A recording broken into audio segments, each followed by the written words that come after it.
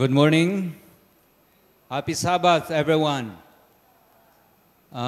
Pwede palihog i-extend your arms sa inyong mga seatmates and imamata sila sa mainiton nga Happy Sabbath. Okay, daghang salamat. Today is November 22, 2025. For the first divine service, akong gi-abi-abi, gi-welcome ang tanan niining kabuntagon. Salamat sa inyohang presensya o dalaygon ang Dios nga naghatag nato sa higayon nga makahimota sa pagdaig, pagambahan niya, pagsaulog, kauban kaniya niining adlaw nga igpapahulay. Sa ngalan sa Iglesia, dinhi sa Capitol Center, Seventh-day Adventist Church, sa atong mga officers, atong church pastor, akong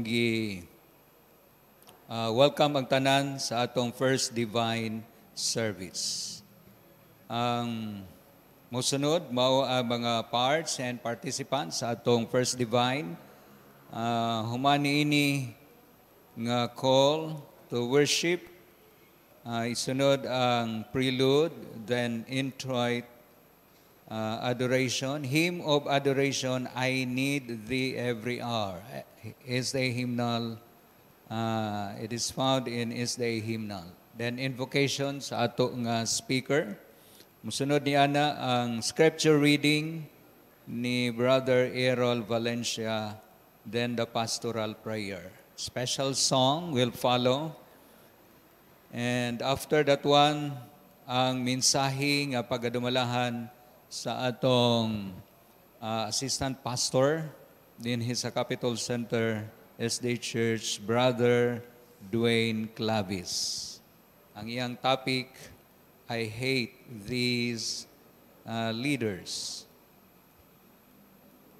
Stewardship thought, Brother Anthony Nakar. Then offertory music, it's an instrumental number. Offertory prayer by Brother Anthony Nakar. Hymn of consecration, standing on the promises. Then the benediction will follow by the presider. Anthem of hope, this is the threefold truth. Then the recessional. The song leaders, this morning, Sister Krisha Glad,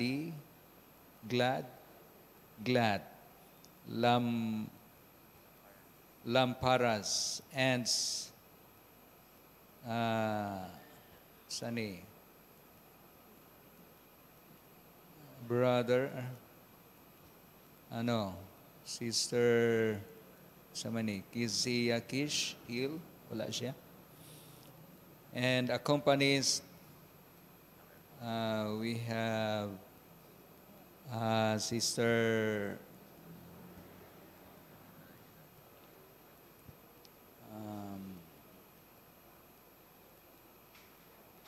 okay, parang it's a proxy, no? Dili. Wala sa atong kan. I'm sorry. Your presider, Brother Gerardo Clato. Hinaot pa makaigsunan atong pagsimba, mahimong kahimutan diha sa atong buhi nga Dios, and I believe angels are worshiping with us today, uniting us in giving honor and praise to our Heavenly Father. Once again, Happy Sabbath to everyone.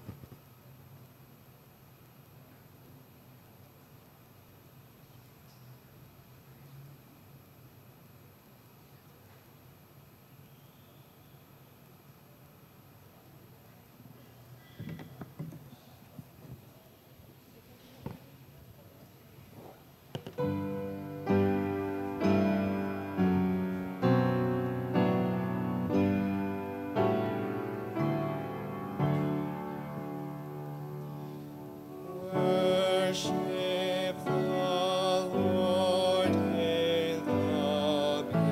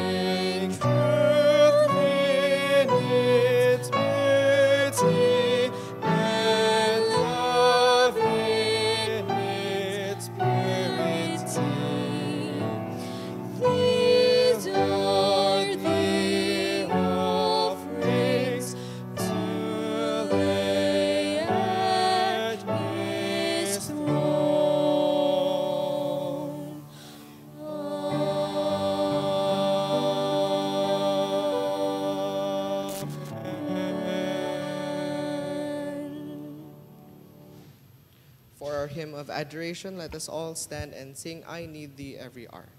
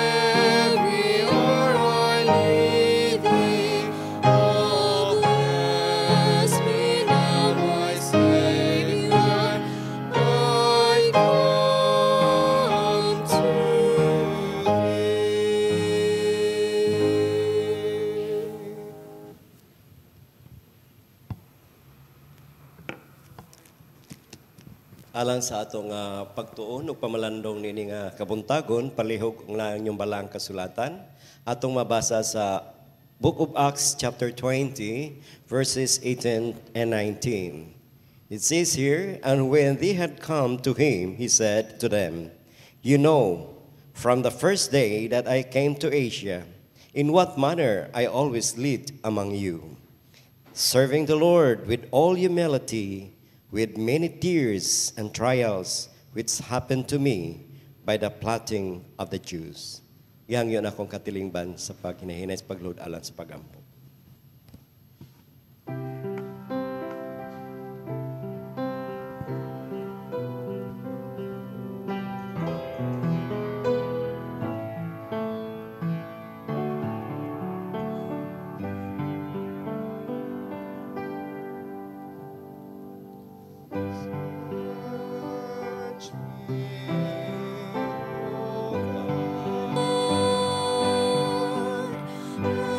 And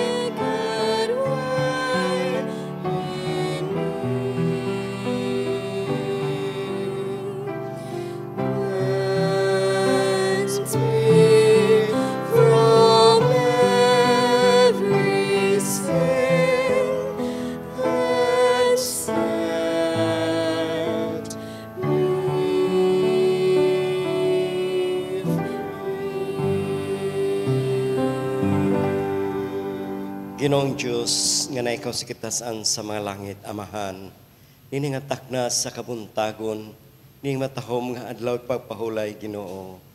Aniya kami uban sa pagpasalamat sa imong kaayo, kaluoy, ug sa mga panalangin nga among nadawat gikan kanimo, Diyos, sa tibok nga simana.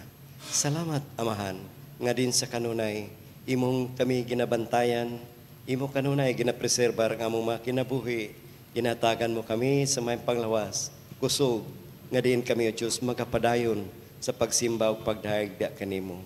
Busanin ning kabuntagon, Amahan, aniya kami, nga nagapiko sa among mga tuhod, O Diyos, nagatimaan sa among pagkamakasala, pagkamasalaypon di sa mga tubangan, Amahan. Unas tanan, pasayloa kami sa amo nga mga kalapasan, O Diyos.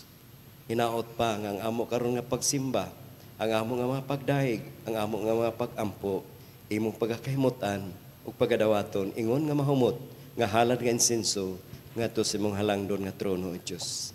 Amahan nini nga kabuntagon, ako Diyos nagapangamuyo nga sa gihapon, Amahan, ikaw magakiguban ka namo, magapatiliwala ka namo, Amahan, kan samtang kami, magasimba kanimo sa espiritu o kamatuoran. Panalangin ang matag-usa ka namo, Ginoo, kauban sa mga minahal sa kinabuhi. Hinaot pa nga sa gihapon ikaw magaduaw sa amo nga mga kaigsuunan. Yun nga kabuntagon nga naa sila nga panimalay. Ilabi na, Amahan, nga sila nagmaluya sa ilang nga panglawas, nagmasakiton. Duawa sila, Amahan, ini nga takna sa kabuntagon. O ihatag kanila ang imo nga balaan nga kamot, nga diin imo itapion nga to kanila, Amahan, nga mabalik ang ilang nga mga panglawas. Nga diin sa sunod nga mga adlay papahulay, makahimo sila sa pag-uban kanamo haron sa pagsimba ug pagdaig uban sa pagpasalamat, Amahan. Usab among ginauban sa pagampo ang mga kaigsuonan nga nagakaluyas pagtuo, Ginoo, hinaot pa nga ikaw usab magapanalangin kanila. Abliha ang ilang hunahuna, ang ilang kasing-kasing, Ginoo, nga magbadasigon ug maginiton diha sa pag-alagad kanimo, O Dios. Ug hinaot pa sa gihapon ikaw padasig kanila, Ginoo, nga diin sa mapipila ka mga panahon sila magaduol ug magabalik kanimo ug magasimba ug magadaig diha kanimo, O Dios. Amahan, ako sab ginampo ang kining imong mga kanakan karon, imong kining nga katilingban, hinaot, Ginoo, ang ikaw magabubo sa imong mga panalangin sa matag usa kanamo, O Dios. Uban sa among mga kaigsunan nga nagapadulong pa niini nga panay balay alampuanan, hinaot, Ginoo, ikaw magauban ngadto kanila, ihalayo sila sa mga kadaot ug sa mga katalagman.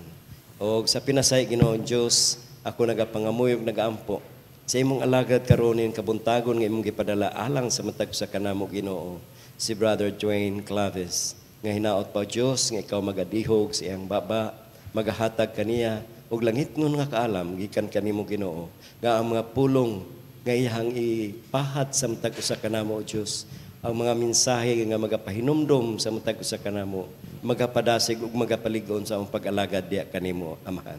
O hinaot pa sa gihapon, ikaw magapatiliwala ang imong balaang espiritu manaa sa matag usa kanamo, Ginoo. Uban ni kami ang balaang manulunda magabarog sa among tagsa-tagsa nga mga kiliran ug magapadayon kami sa pagsimba ug pagdaig diha kanimo, Amahan. O hinaot nga kanunay among mabatnan, O Dios, ang kalinaw, ang pakigdait, labaw sa tanan, ang gugma manaa sa matag usa kanamo, Ginoo. Daghang salamat, O Dios, sa pagtubag sa among pagampo. Salamat, Amahan, sa pagpasaylo sa amo nga mga kalapasan. O kining tanan, O Dios, amo lamang gisalig o gitugyan kanimo ang tanan tungod lamang sa ngalan o gahom ni Hesus nga among personal nga manluluwas. Amen.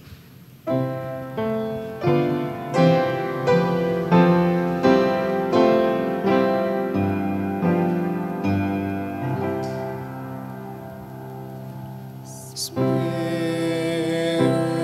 of God, send upon my heart. Rain it from earth through, all which pulses Stoop to my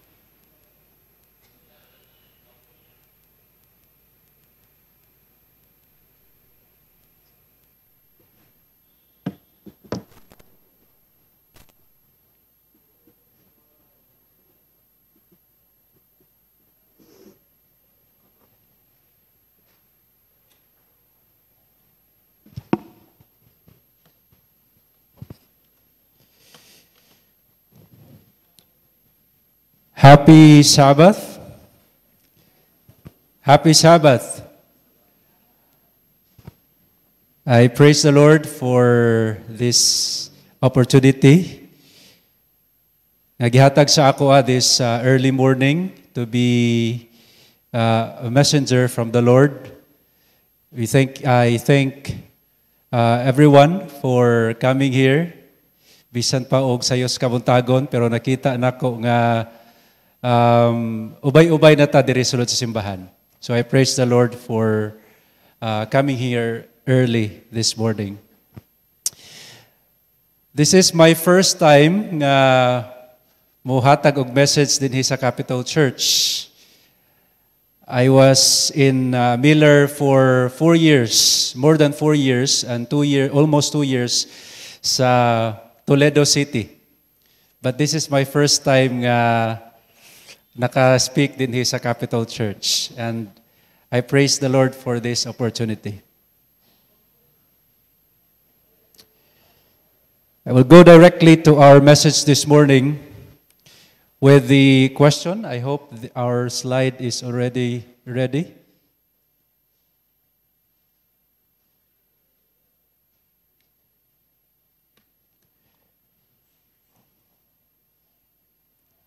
All right.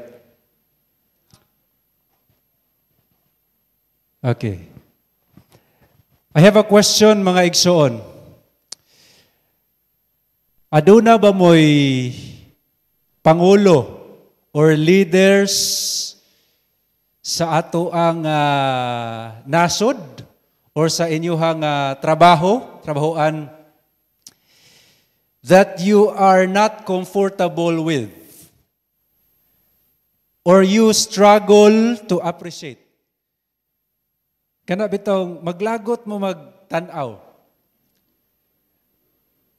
Glagot yung gawaning politiko kay perti ka bakakon. Maglagot yung gawaning senador kay perti ka kurap. Every time nga mo tanaw mo sa social media mga igsoon, makita nimo ang ilahang nawong o ilang gisulti, maglagot mo. Naba mo'y politiko nga gikalagutan mga igsoon.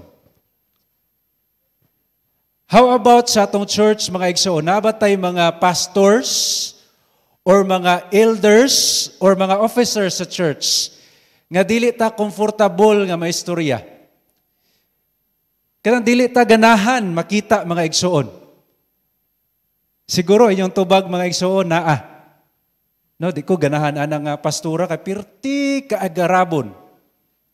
Taas kay garbo sa iyang kaugalingon, taas kay tanaw sa iyang kaugalingon. Di ko ganahan anang ilira kay pirti ka batig batasan. Di makaon ang batasan. Siguro mga igsoon, naapod mo'y hunahuna ni ana. Napoy mga pangulo sa to iglesia nga dili punta ganahan. Mga igsoon, I would like to tell you that Satan also has leaders whom he hates. Aduna po'y mga leaders si Satanas nga gikalagutan po niya.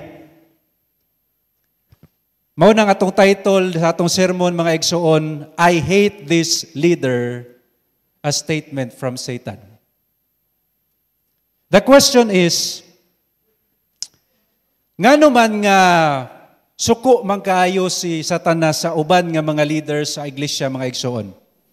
The answer is, because leaders have powerful influence on a personal spiritual journey and on the life of the church as a whole. Dako kay impluwensya mga igsoon. Kung maayo ang leader mga igsoon, dako og possibility nga maayo pod ang mga membro. Pero kung dili gani maayo ang usa ka leader mga igsoon, dako kaayo og posibilidad nga dili pod maayo ang mga membro mga igsoon. So our question this morning is, what kind of leaders that Satan hates today? And what kind of leaders that we need in our church today? To answer that question, mga igsoon, atong tun-an ang Acts chapter 20. Diha sa Acts chapter 20, mga igsoon, ato mabasa diha ang journey ni Paul gikan sa Greece padulong adto sa Jerusalem. Pero before siya naabot sa Jerusalem, niagi siya og mga lugar, no? Mga lugar before siya ningadto sa Jerusalem. And one of the places nga ni adto siya, mga igsoon, is the place called Miletus. Unsa gani nga place, mga igsoon? Miletus. Miletus actually is 30 miles away from Ephesus. So, mga more or less 20 kilometers, mga igsoon. Pag-abot niya sa Miletus, nagpadala siya og mensahe ngadto sa elders sa Ephesus. Gigna niya nga, mga elders sa Ephesus, na ako sa Miletus, gusto ko nga makigtagbo sa inyo ha. To make the long story short, niabot ang mga elders didto sa Miletus, mga igsoon. Unya, didto gisulti ni Paul ang importante nga mensahe ngadto sa ilaha. Why did he meet them? Because probably it might be his last meeting with them. Maybe katapusan na ito nga pagbit niya, mga igsoon. Unya, nasa importante nga isulti nga ito kanila because he wanted them or he wanted to warn them and the church and he wanted to remind them their role as leaders of the church. Ang pangutana, mga igsoon, is what is the condition of the Ephesian church in Paul's time? Kung tanawon nato, mga igsoon, ang Ephesus or the Ephesian church is located in Ephesus. And Ephesus is a city that is full of temptations and dangers of faith. Nga naman, kaya ang Ephesus, mga igsoon, is a major city in Asia during that time, which is Turkey sa ato nga time karon. Major city. Nagpasabot, mga igsoon, that city is known for commerce. Malambuon ang mga negosyo, mga igsoon. Ang mga tao nagunahuna lang og kwarta. Gusto ko madato. Gusto ko makapalit og mga nindot nga mga butang, mga dagko nga mga balay, mga nindot nga mga properties. Aside from that, mga igsoon, Ephesus is a center of idolatry. Daghan kaig mga pagan religion dito, mga igsoon. In fact, kung atong tan-awon ang lugar, mga igsoon, aduna sila'y temple for their God, no, which is a temple of Artemis, mga igsoon. And more than that, Christians were a minority. Gamay ra gyud kayong Christians compared sa mga pagan didto nga lugar. Unya, kalabanan pa gyud sa mga Christians didto, mga igsoon, were converts from paganism. So nagpasabot that they are vulnerable to false teaching and syncretism. Dali kay sila madala, mga igsoon. Syncretism means the mixing of God's truth with false ideas. So, naida ko nga posibilidad nga ilang pagtulunan dito sa Ephesian Church, mga igsoon, masagulan o ilang mga pagtulunan sa una sa paganism. So that is syncretism. So there was a big challenge for the leaders in Ephesian Church during that time. Mauna nga si Paul was so eager to meet these elders to remind them what kind of leaders that the church need. Kanya, this morning, mga igsoon, atong tun-an ang mensahe ni Paul. Unsa may gisulti niya diha sa Acts, mga igsoon. Specifically, in Acts 20, verses 18 and 19, where he spoke the introduction of his message. So again, ang question this morning is, what kind of leaders that Satan hates? Let us pray. Our loving Father in heaven, we praise you and thank you for this wonderful time that you have given to us to be reminded of the need of the church, of spiritual leaders. We ask, Lord, that you guide our hearts and open our minds, that we will all be inspired to be faithful to you as leaders. Thank you so much, O loving Father, for hearing our prayers. This we ask to Thee. In Jesus' name we pray. Amen. What kind of leaders that Satan hates? First, mga igsoon, nalay upat nga ako i-share sa inyo this morning. The first kind of leaders that Satan hates is a leader who lives by example. Atong tanawon ang Acts chapter 20 verses 18. And I would like to ask everyone to read this verse. 1, 2, 3, go.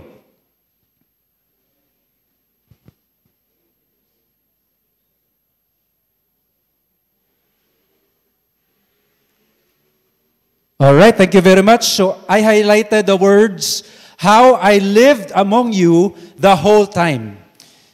Kung atong tanawon mga igsoon, this is the introductory part of his message. Gisugdan ni Pablo mga igsoon ang iyang mensahe sa pulo nga how I lived, you know for yourselves how I lived among you the whole time. Nagpasabot mga igsoon nga ang sunod niya nga mga words nga isulti, dili lang kay nigula sa iyang baba, kundi nakita usab sa iyang kinabuhi. Kung tanawon nato mga igsoon, kaduha siya ni bisita sa Ephesus. In his first missionary journey and in his second missionary journey. Sa ikaduha niya nga pagbisita mga igsoon, or the third missionary journey, sa ikaduha niya nga pagbisita sa Ephesus mga igsoon, ni-stay siya dito og 2 years. Taas-taas nga panahon. In fact, kung tanawon nato, compare nato sa uban nga panahon nga nibisita sa uban nga mga lugar mga igsoon, probably mauna ni pinakataas nga panahon nga iyang gibisitahan sa usa ka lugar. Unya, kanang 2 years ba mga igsoon, maka ila na ka sa batasan sa tao. Sama bitaw sa minyo, kung mag-uban na mo og 2 ka tuig mga igsoon, makaila na ka sa imuhang kaparis. Pirti, manday ka kaugawa ni akong kaparis. Di ba ni kabaw mo muhugas plato? Di ba ni kabaw manglimpyo? Di ba ni kabaw manglaba? Makahibalo na ka mga igsoon. No? 2 years is enough for you to know the person's character. Pero si Pablo, mga igsoon, he boldly say, you yourselves know how I live with you. Nganong bold man kay siya mga igsoon? Because he knew he lived with integrity. Wala siya gitago mga igsoon. Sama ni Daniel. Bisag unsaon pagpangita sa mga kontra ni Daniel, kung unsay sayop ni Daniel, wa gid sila makita mga igsoon. So, confident si Paul, no, nga ang iyang pagkinabuhi limpyo mga igsoon. Atubangan sa mga membro sa Ephesus. Aside from that, confident si Paul mga igsoon that he had a pure motive. Pure iyang motive, dili lang kay gusto niya nga musikat. Dili lang kay gusto niya nga makakwarta mga igsoon. Kay nanginabuhi siya sa iyang kaugalingon para masuplayan iyang needs mga igsoon. So he was confident that he had a pure motive. And aside from that mga igsoon, his actions are consistent with his words. Kung unsa to ang iyang gisulti, nakita pod sa iyahang binuhatan mga igsoon. I would like to ask you this question. Can we boldly say what Paul said? Kaya ba natong isulti sa ato mga kaigsuonan? Muwali ta diri sa tubangan. Mga igsoon, kabalogid mo kung unsa akong kinabuhi sa dihang nag-uban ta. Kaya ba na nato mga igsoon? Do people speak well of us? Maayo bang ikasulti sa mga tao sa ato? Maayo ha, gid nga elder. Buutan kay di nga elder. Or basig mga igsoon,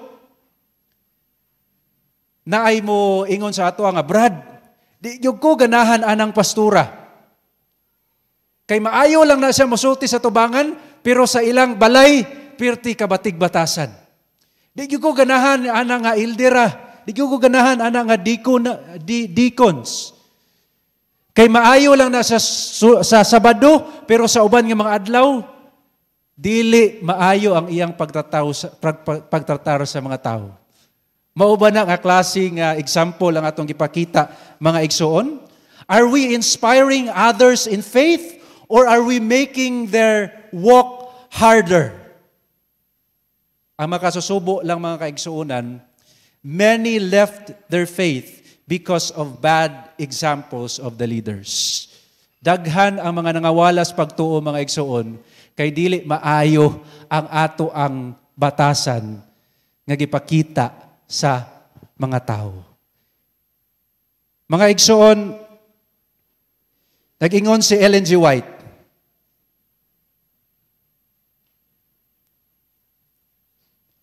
sa Christian Service, Testimonies for the Church, nag-ingon siya, the unstudied and conscious influence of the holy life is the most convincing sermon that can be given in favor of Christianity.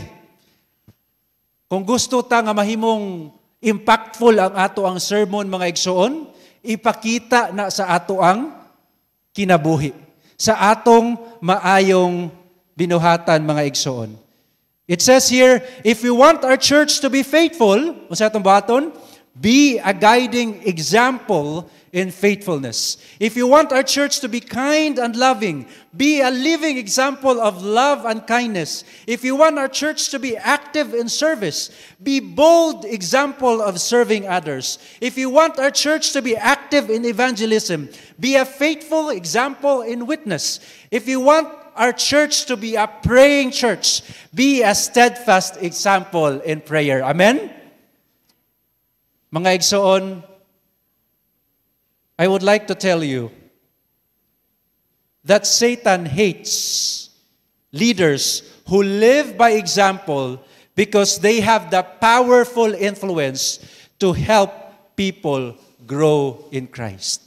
Dili ganahan si Satanas og mga tao, mga igsoon, nga mga maayo o batasan, di ilang sa atubangan sa iglesia, bisan pa sa ilang balay, kay dako kay silag impluwensya, aron nga mutubo ang espirituhanon nga pagpangalagad sa usa ka tawo mga igsoon. So the first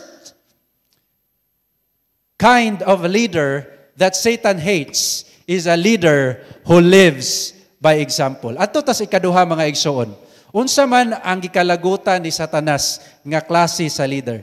The second kind of leader that Satan hates is a leader who serves in humility. Atong basahon mga igsoon ang Acts chapter 9:20 verse 19. Nagaingon dinhi, serving the Lord with all lowliness of mind.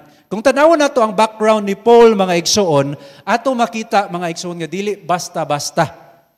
Atong basahon, Paul was a Roman citizen by birth and also a Jew by descent. So dual ang ngayang citizenship mga igsoon. Unya, kana ba yung Jew mga igsoon, taas kayo na silang tanaw sa ilang kagalingon. Tanaw nila nga, kung Jew gani ka, pinili ka sa Diyos. Unya, ikaw gyud ang maluwas. No? Mao na ilang paghudahuna. Nga sila mo'y kanang maluwas mga igsoon. Unya, gawas pa ni Ana, he was a Roman citizen by birth. So sa unang panahon mga igsoon, kung Romano gani ka nga citizen, privilege kay ka. Nga naman, kay ang Roman mga igsoon, mauto ang pinaka kanang powerful ato nga time. So he had a privilege. Aside from that, Paul was educated in Jerusalem by the most eminent of the rabbis in the school of Gamaliel, and he was regarded by the rabbis as young of great promise, and he was also a jealous Pharisee, member of Sanhedrin Council. That means to say, mga igsoon, that Paul had a high status. He was rich, he was educated, he was powerful, influential, and he was admired by society. So naa siya'y daghang rason mga igsoon para magpasigarbo siyang kaugalingon. Di ko basta-basta kay Romano ko, unya Jew pagyud ko, taas kay kog naabot sa akong kinabuhi. Bright kay ko. Naagyo'y ipasigarbo si Pablo mga igsoon. But the question is, unsa may nahitabo niya sa dihang na ila-ila niya si Kristo? Sa dihang iyang na-met si Christ mga igsoon. Paul, when he met Christ, considered all that he had, all his achievements, rubbish. Walay pulos para ka Paul, mga igsoon. Ang tanan nga iyahang naangkon. Tanan nga status, mga igsoon, nga posible nga iyang ipasigarbo sa dihang na met niya si Jesus Christ. In fact, kung tanawon nato ang Galatians chapter 4, verse 16, ningon si Pablo, "But God forbid that I should glory save in the cross of the Lord Jesus Christ." Wala siya ipasigarbo sa iyang kaugalingon, mga igsoon, kundili si Kristo nga nagluwas kaniya. That is what happened to Paul, mga igsoon. What Satan hates today are leaders who glorify God, not themselves. Who are leaders who don't boast about their achievements, status, or positions. Kana bitong leader nga bahala og lahi moy, bahalag di siya mahatagan og credit. Di kay kanang mga leader nga ako dili patungod nako, di na mo daghan ang mga kaigsuonan diha sa Kapitol. Kung dili patungod nako, dili na mo nindot ang iglesia sa Kapitol. Mao ba na, mga igsoon? Ang gusto sa gikalagutan ni Satanas? What Satan hates today are leaders who serve selflessly without seeking recognition or applause. Kanang leader, mga igsoon nga, bisag pag dili ma-mention angan din hisulod sa iglesia, bisan pag dili ma-recognize ang gibuhat, okay ra sa iya ha. Ang importante nga nakatabang sa buhat sa Ginoo. Amen? Maunay leaders kay gikinahanglan sa Ginoo, mga igsoon. Leaders who are willing to get their hands dirty. Bisan pag unsa kamubo, tanaw sa uban nga trabaho, mga igsoon, iyang trabahoon. Di kay doktor gud ko, engineer gud ko, dato gud ko, nganong ipatrabahoon man ko ana. Nganong kana ra mahihatag sa ako ang responsibility nga kagamay ana. Dili na mao gusto sa Ginoo, mga igsoon. Leaders who listen to and value others' suggestion. Di kay dapat ako ra gipaminawon kay ako gyud pinakadako og tingog dinhi sa iglesia. Mao ba nay gusto, mga igsoon, sa Ginoo? Leaders who submit fully to God's will. Leaders nga bisan pa og daghan ang mo against, di kay kanang leaders nga kanang bisag kabalo ka nga sayop na ang gisuggest, mga igsoon, kay taas man og katungdanan sa iglesia, taas man og dako man og tingog sa iglesia. Mauna lang atong tumanon kay kanang dako ba nagtingog sa iglesia. Mao ba na nga leader ang gikahadlukan ni Satanas, mga igsoon? Kanang mga leader ba nga masuko og dili ma-elect og usab, or masuko og kanang dili mutaas pa ang posisyon? Mao ba na nga leader, mga igsoon? Dili na mao leader nga gusto sa Ginoo. Dili na maong leader nga gikalagutan ni Satanas, mga igsoon. I would like to quote a statement coming from Pastor Jetty Nang. I know nakabasa na mong uban ani. Unsa giingon diha? That chair is dangerous. That chair is magnetic. That chair is talkative. That chair is seductive. That chair is addictive, mga igsoon. Naiuban nga mga kaigsuonan, mga pangulo sa iglesia, mga igsoon, nga buhato na lang yun ang tanan para mapabilin sa iyang posisyon. Di na muhawa, mga igsoon. Buhato na lang yung tanan para musaka ang iyang ranggo sa iglesia, mga igsoon. That is dangerous. Kay addictive ang chair, mga igsoon. Seductive. Maka-addict, mga igsoon. Tinuod ba na? Tinuod na, mga igsoon. Makasabot taana kung maabot na taana nga punto, mga igsoon. Nag-ingon din the proud want to be seen. The humble want Christ to be seen.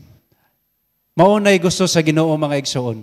Kanang dili ang iyang kaugalingon ang makita, kundili ang Dios mo'y makita, mga igsoon, sa iyang kinabuhi.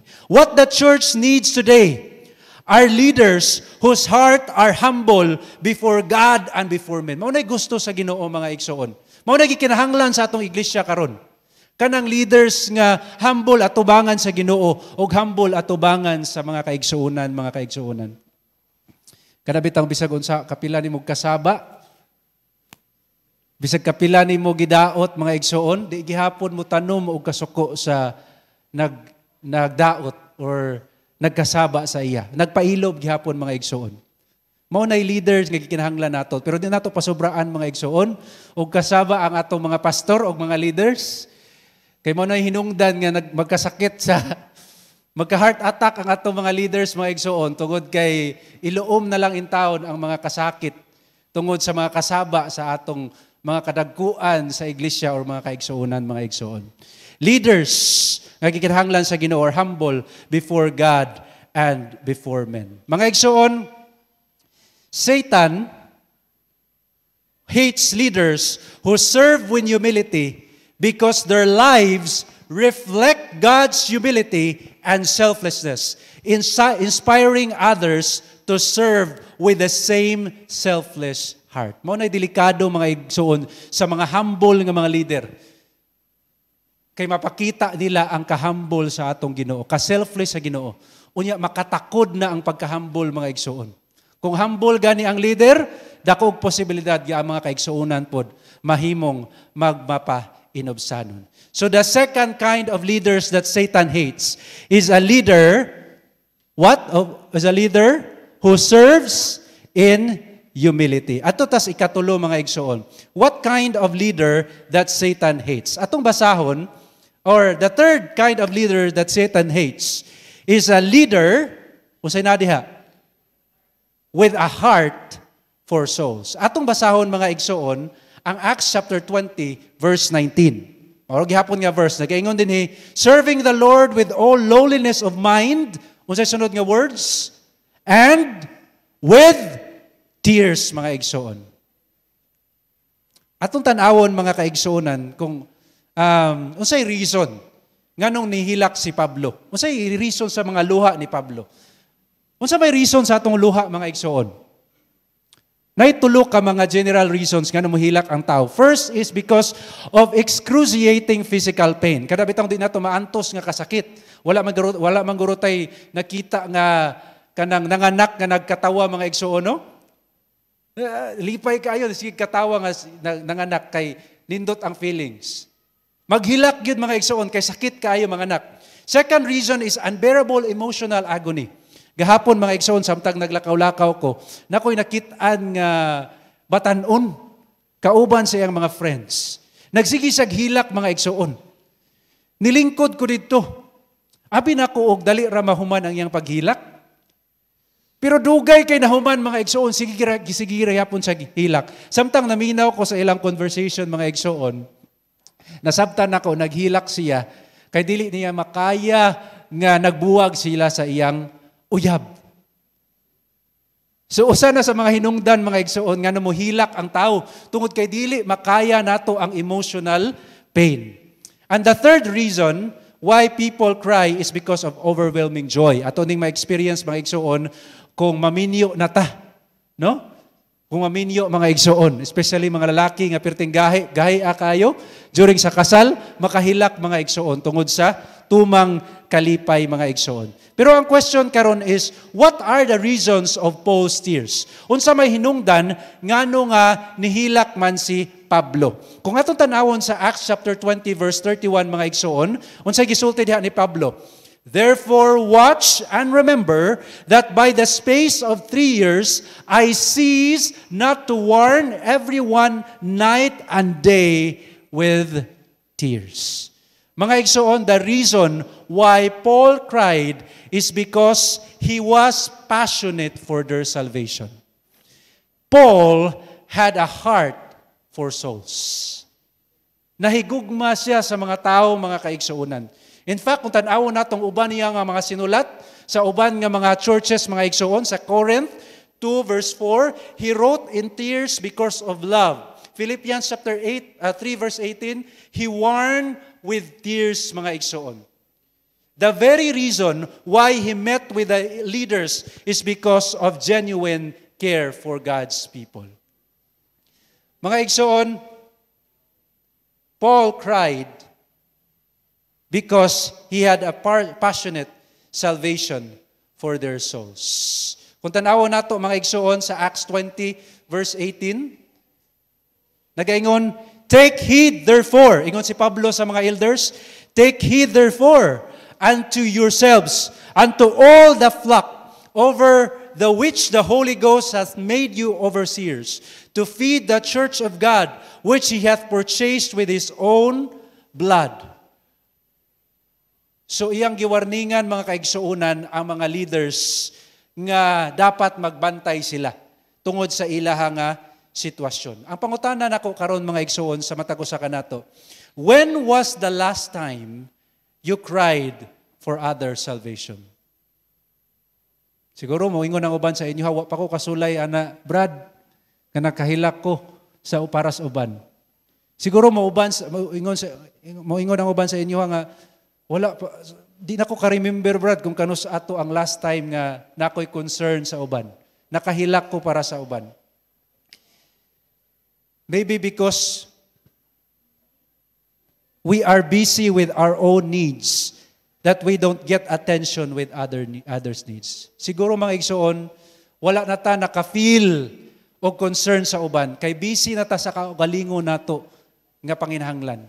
Ang atong pag-ampo mga igsoon, puro na lang ako. Lord, tabangi ko. Lord, tagai ko. Wala na'y concern ngadto sa uban mga igsoon. Care, usay, ang uban po mga igsoon, moingon na lang ang mga pastors rabitaw na ang gisilduan, kami wala man may gisilduan. Di lang po di mo tabang sa evangelism. No? Mupakpak na lang mi kung mulamano na lang mis kay igsuunan kung humana na nay baptism.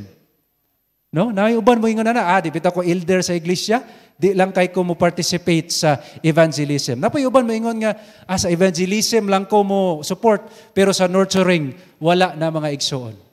Mao ba na ang nakita nato sa atong kagalingon? Mga igsuon, the leaders the church needs today are those who carry burdens when others can no longer carry their own, who step out of their comfort to comfort the brokenhearted, who listens when others need understanding, who seek to restore, not to condemn, who give their time to help people to know the truth. Maunay gikinahanglan sa atong iglesia karon mga kaigsuunan. What the church needs today are leaders who cry for others to be saved. Maunay gikinahanglan sa atong iglesia mga igsuon. Satan hates leaders with a heart for souls because they do everything to lead others to Christ and keep them from falling, inspiring those around them to care for souls as well. Maunang lagot kayo ang si Satanas mga igsuon sa mga leaders nga adunay gugma sa mga kaigsuonan. Kay kanang klasiha nga leader mga igsuon, iyan ang buhaton tanan para matabangan ang kanang nga membro mga igsuon nga magpadayon sa iyang pagpangalagad. Lagot kay si Satanas sa mga leaders nga adunay concern sa kalag. Kay kanang nga leader mga igsuon, mubuhat na sa tanan para matabangan ang mga tao nga wala na ipaglao mga ikaigsuonan. Mga igsuon, the third kind of leader that Satan hates is a leader with a heart for soul. Ang leader mga igsuon nga adunay kasing-kasing sa uban. Before going to the last kind of leader that Satan hates mga igsuon, let's review the first three. Unsa gaytong permiro? Kisay na kainomdom? A leader that live by example. Ikaduha, a leader who serves in humility. Ikatulo mga igsuon, a leader with a heart for souls. At ta sa ikaupat, what is a kind of leader that Satan hates?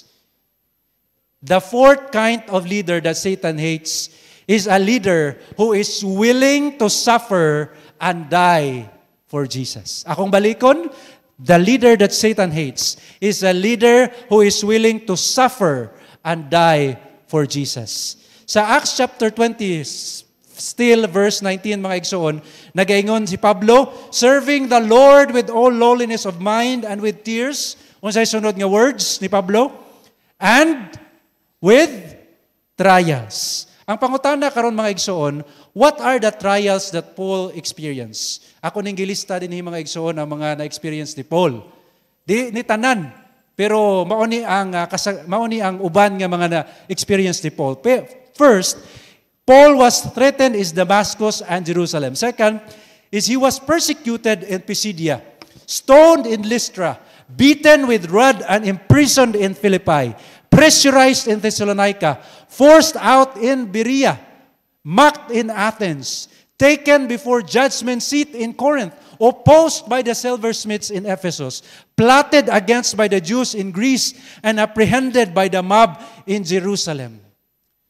Pero despite all these sufferings and threats, mga igsoon, ni surrender ba si Pablo? Ni surrender ba siya sa iyang pagpangalagad sa Ginoo? Despite all these sufferings and threats, he never gave up serving God. Nagpadayon siya sa iyang pagpangalagad sa Ginoo. Because his love for God is stronger than his love for self-preservation and for personal safety. Mas gigugma niya ang Ginoo, mga igsoon, kaysa sa iyang kaugalingon nga safety, kaysa iyang kaugalingon nga kinabuhi, mga kaigsuonan. The leader who, kung atong tanawon mga igsoon, ang mga lista sa mga leader nga nagsuffer o nagpakamatay sa Ginoo, ato makita din mga igsoon. First is Paul. Paul was beheaded. James, the son of Zebedee, was beheaded. John the Baptist was beheaded. Stephen was stoned. Antipas was killed with a sword. Peter was crucified upside down.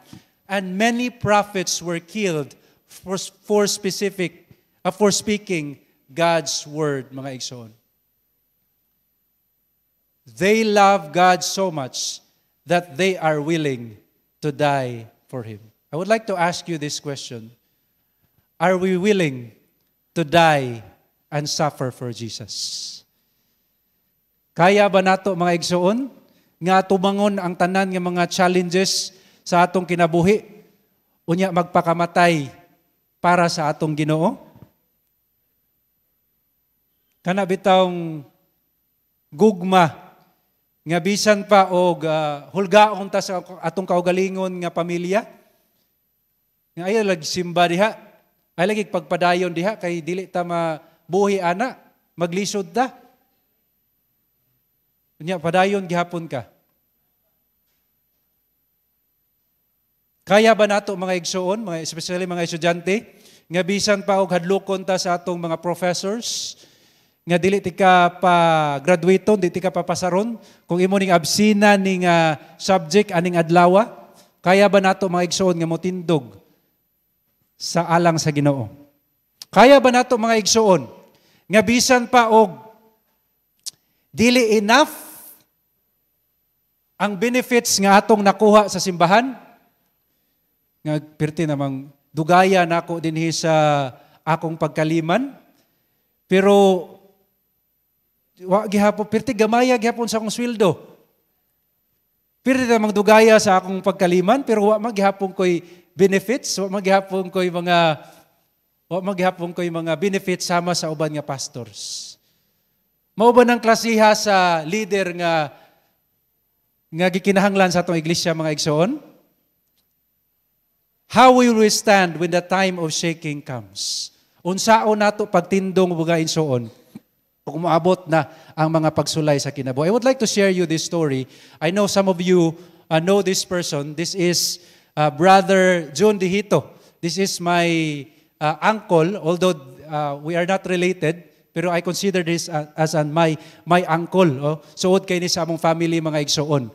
He is a well-known evangelist. Bisag asa na siya naabot, mga igsoon, nga naghatag sa crusade. Unya, he is also a radio evangelist. In fact, hangtod karon padayon gihapon silang nagsibya sa radyo, mga igsoon. Unya, daghan kaayo ang nadala sa tiilan sa Ginoo, pinaagi sa ilahang pagsibya sa radyo. Usa ka panahon ni ana, mga igsoon, gi-invite si Uncle John of a doctrinal discussion. Ingon siya nga, Brother John, gusto ko nga mag-istoryahay ta about sa doktrina. Gi-invite siya og lahi nga religion. To make the long story short, mga igsoon, nahuman ang ilahang discussion. Unya, during sa discussion, napoy mga membro, na yung mga Adventist, napoy dili mga Adventist, mga igsoon. Unya, klaro man kaayo nga apiki kayo ang pikas nga pundok, mga igsoon. Pila ka, I believe, mga adlaw nga nilabay, mga igsoon, na nitawag sa iya, a member of the other church. Gitawagan siya nga gusto makikita. So, niadto si Uncle John, mga igsoon, para makikita sa nagtawag sa iya. Pag adto niya, mga igsoon, nag-istoryahay sila, maayo ilang pag-istorya. Pag human nilang istorya, Uncle John was about to leave. Mulakaw na ta siya, pinaagi sa iyang, biyahe na unta siya, kadagdala man siya motor.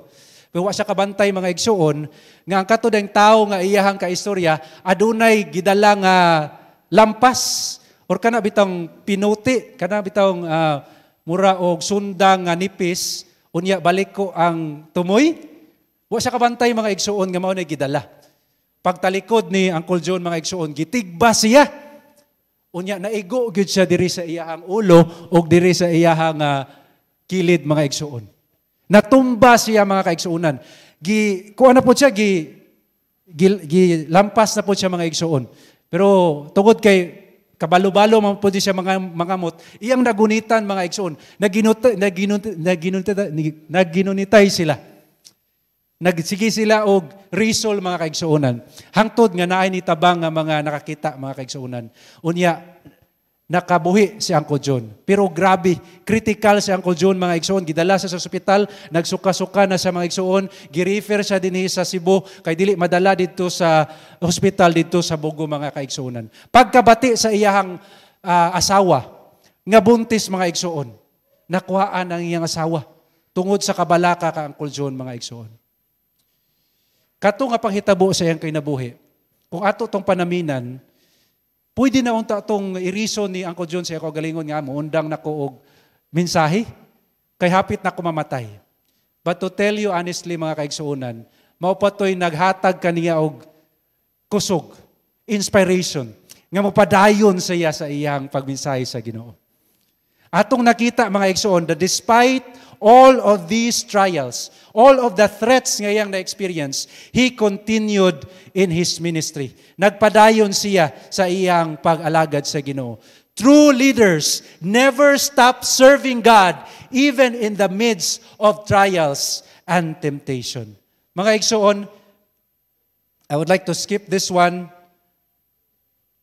The leader that Satan hates is a leader who is willing to suffer and die for Jesus. Mga igsoon, our church today is desperately in need of spiritual leaders. Atong nakita, mga igsoon, that the challenge is outside and inside. Grabe kaayo ang mga temptation sa gawas. Ang atoa karon nga kalibutanon nga pleasures, grabe kay mga igsoon. Dili basta-basta. Unya, kung tadawon nato ang sulod, mga igsoon, grabe kayo ang challenge karon. Bisan pagani atong mga leaders, mga igsoon, wala nagkahiusa. Nagkagubot, mga kaigsuonan. So there is a challenge outside and inside. And that is why our church today is desperately in need of spiritual leaders. Amen? Ang atong iglesia, mga igsoon, nagkinahanglan o mga leaders that Satan hates. Atong balikon, mga igsoon, the leaders that Satan hates are leaders who live by example. Ikaduha, leaders who served in humility. Ikatulo, leaders with a heart full souls. Ikaapat, leaders who are willing to suffer and die for Jesus. Kung ang Ginoo karon, mga igsoon, kung iyahang i-search ang Seventh-day Adventist gikan sa General Conference hangtod sa mga local churches, aduna pa ba siya makita nga mga leaders nga spiritual? Aduna pa ba siya makita nga mga leaders nga gikalagutan ni Satanas, mga igsoon? As I reflect this message sa akong kaugalingon, akong gitan-aw, mga igsoon, ang first, second, third, fourth, naulaw ko sa akong kaugalingon. Nasakitan ko, mga igsoon. Kay kabalo ko sa akong kaugalingon, nga dili ko spiritual leader. Dili ko kapasar atong upat, mga igsuon. Nasakitan ko, mga kaigsuonan. Unya, nakakapangutan ako sa Ginoo. Kinsa pa man di ay ang posible nga mga himong leader, Lord. Nga sa akong kaugalingon, akong nakita nga dili man gani ko kapasar atong dimension nga gikalagutan ni Satanas. But there is a wonderful message, mga igsoon. There is a wonderful lesson. Ang pangutana, what enabled Paul to become such a leader? Nganong nakaya man to niya, mga igsoon? Nganong mauman to ang iyang napakita sa mga tao? The answer, the last verse nga atong basahon karon is found in Acts 20, chapter 22, verse 23. Atong basahon tanan. 1, 2, 3, go. And now, compelled by the Spirit, I am going to Jerusalem, not knowing what will happen to me there. I only know that in the city after city, the Holy Spirit warns me that prison and hardships are facing me. The reason, mga igsoon, ngano nga nakahimo si Pablo atong tanan is because of this. Because he is intimately connected with God. He was guided by the Holy Spirit, mga igsoon. Nahimo siya nga, he was able to live by example. He was able to serve in humility. He was able to genuinely care for souls. And he was able to endure sufferings and eventually die for Jesus because he was deeply connected with God. The only way, mga kaigsuunan, nga ang atong mga leaders karon, mahimong leaders nga gikinahanglan sa Ginoo, is for leaders to be connected with Jesus. Again, our church today is desperately in need of spiritual leaders. Leaders who are deeply connected with Jesus. My fellow leaders of God, God is calling us to reconnect with Him intimately. Let us pray. Our loving Father in heaven, we thank you and praise you for helping us to realize that we are not capable of being the leaders of the church. Salamat kay Ginoo nga imong giparealize ang matag usa kadamo that we need your presence in our lives. We need to be connected with you in order for us to be effective leaders of your church today. We know, Lord God, that there is a challenge outside and inside. And we need your presence in our life, Lord God, in order for us to be as spiritual leaders. Thank you so much, O loving Father, for helping us. And thank you so much, O loving Father, for hearing our prayers. All this we ask to thee. In Jesus' name we pray. Amen.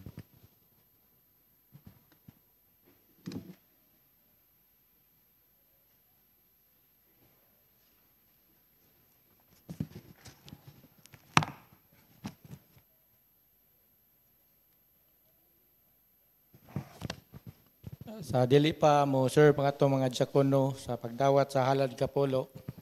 Ako tang basahon sa balaan kasulatan makita sa Levitico 27:30. Og ang tanan nga kapulo sa yuta, maingon man ang mga binhi sa yuta, mausab ang bunga sa mga kahoy, iya ni Jehova. Kini maoy butang nga balaan alang kang Jehova. Ang atong mga diakono andam na sa pagdawat sa halad kapolo.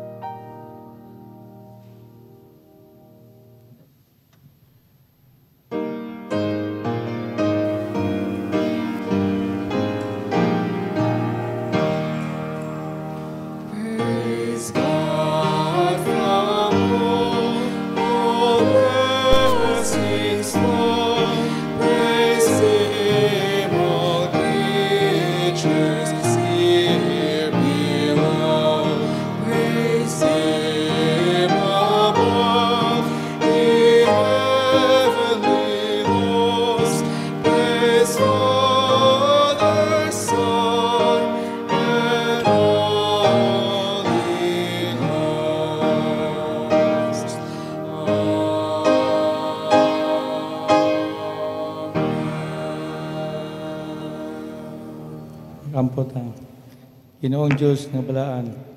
Amahan, aniya mo mga kanakan sa imong balay lampuanan. Nagasimba sa adlaw ipapahulay. Nagatukuha mo ang ulo, amahan. Nagpasalamat diya kanimo sa mga grasya, gugma, panalangin nga gibubo matag-usa ka namo. Ug amahan, pasalua kami, kung din kami nakasala diya kanimo, labi na sa pulong, sa buhat, ug sa nauna. Amahan, aniya mo mga kanakan, nagauli aning hala di kapulo, tungod ikaw ang tagiya ni amahan. Amahan, panalangin niya, nagauli ani amahan, matag-usa ka namo, sa inang panalangin ini ang ilang matag panginabuhian. Kaya natanan, Lord, amo kining gipangayo, ginahangyo, o nagpasalamat diya kanimo. Sa ngalan Ginoong Hesus. Amen.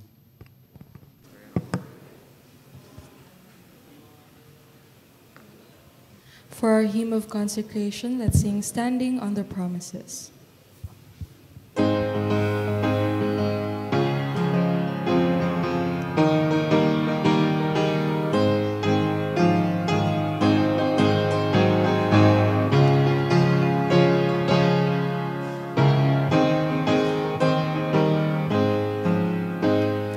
Standing on the promises of Christ my King, through eternal ages let His praises ring. Glory in the highest I will shout and sing, standing on the promises of God. Standing, standing, standing on the promises of God, my Savior. Standing, standing, I'm standing on the promises of God. Standing on the promises of God, not fail when the howling storms of doubt and fear assail. Glory, the word of God prevail. Standing on the promises of God. Standing, standing, standing on the promises of God, my Savior. Standing, standing, I'm standing on the promises of God. Standing on the promises of Christ the Lord. Bound to Him eternally, my love's strong cord. Overcoming daily with the Spirit's sword. Standing on the promises of God. Standing, standing, standing on the promises of God, my Savior. Standing, standing, I'm standing on the promises of God.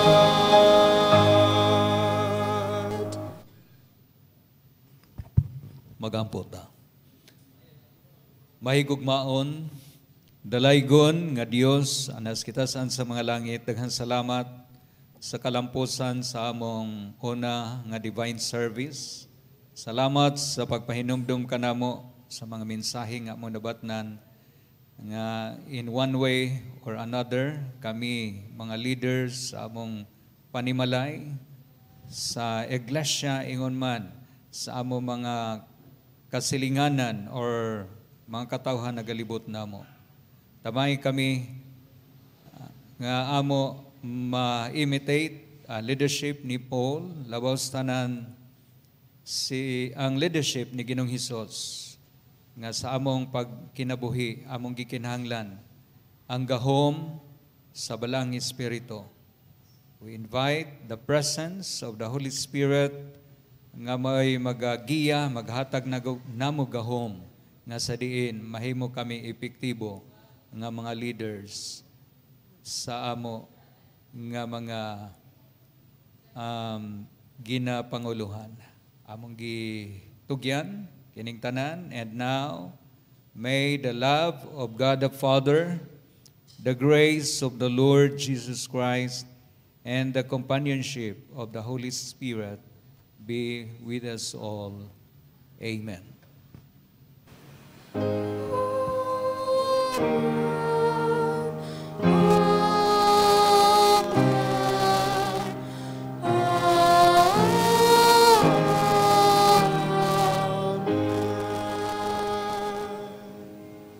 This is a threefold truth for our anthem of hope.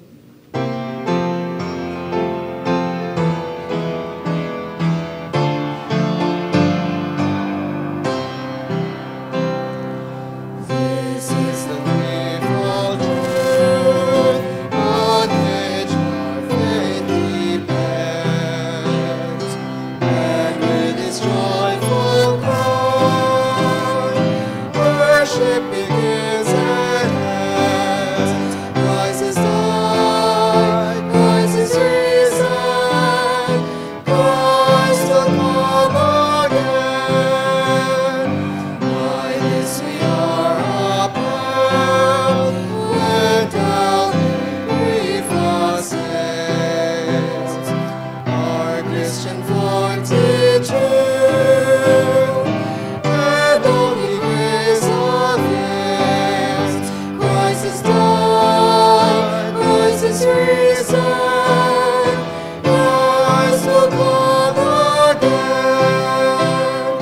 This is the threefold truth, which if we hold it fast, changes the world at last, and brings us home at last. Christ is died, Christ is risen, Christ will come again.